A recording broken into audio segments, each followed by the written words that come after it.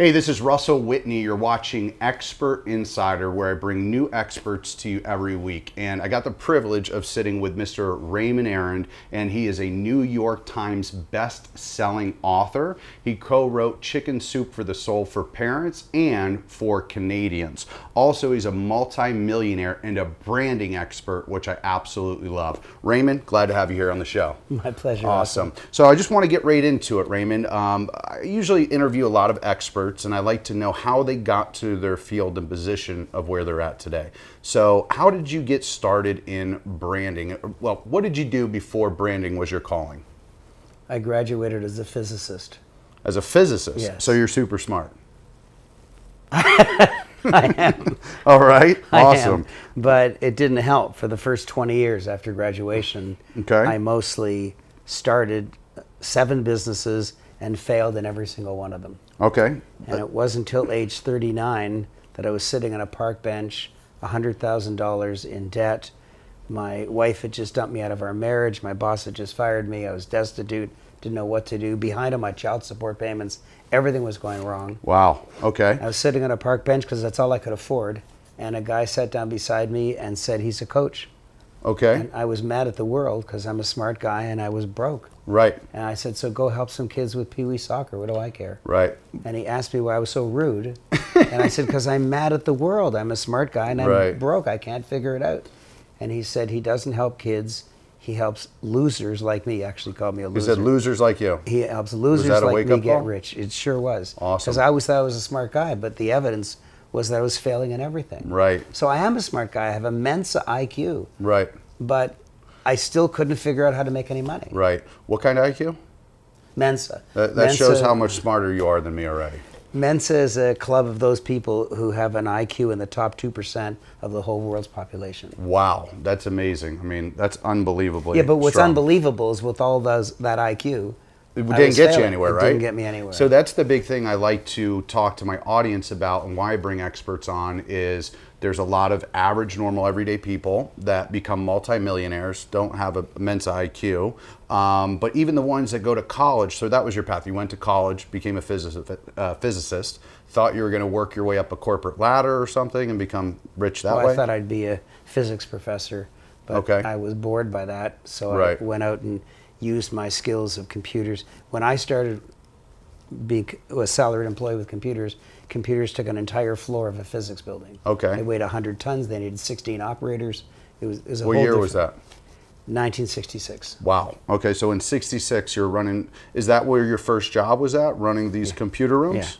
Yeah. Okay, so that was when you're in a huge room. I mean, I watched videos on it. I wasn't necessarily around then, but it was really cool because, I mean, that's something, an experience that I bet is pretty awesome for you to see, to the technology change. Yes. From being in these big rooms. Now you got a computer in your hands. That's awesome. The iPhone today has 1,000 times more processing power than the computer that went to the moon.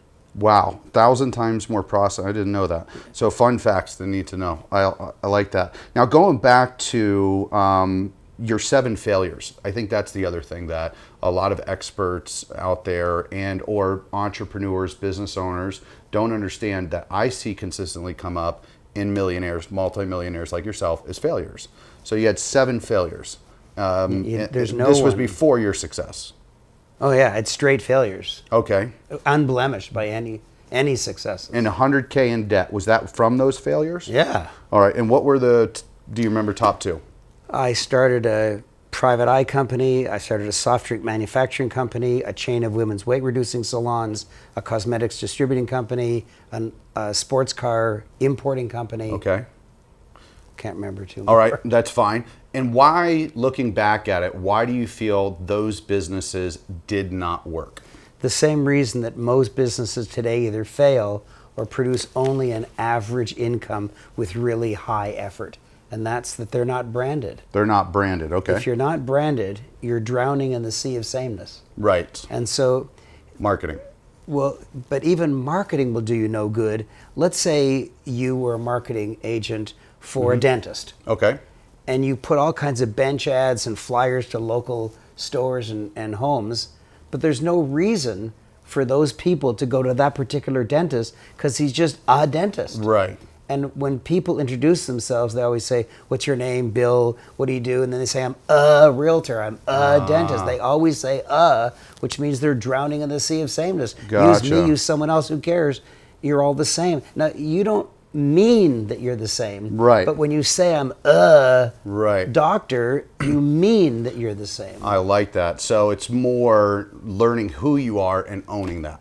Well, it's different. Okay. It's branding makes you different, especially when you're not. Branding makes you different, especially when you're not. Especially when you're not. So, for Okay. example, one of my clients in London, England, his Right. name is Alif Musari, Okay. from the Middle East somewhere, nice guy.